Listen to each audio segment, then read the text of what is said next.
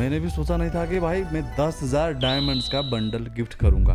हुआ क्या कि दोस्तों मैं लोन वून खेल रहा था वीडियो बना के, सामने की तरफ बंदा आ जाता है एकदम प्रो का ऐसा मूवमेंट करने वाला बंदा, ठीक है। तो टीम अप भी करता है और मारता भी। मेरे को बंदा काफी समझदार लगा। देखो मूवमेंट यहाँ पे कैसा कैसा दिखा रहा है भाई, मेरा रिएक्शन भी देख सकते हो आप। Fastest boy.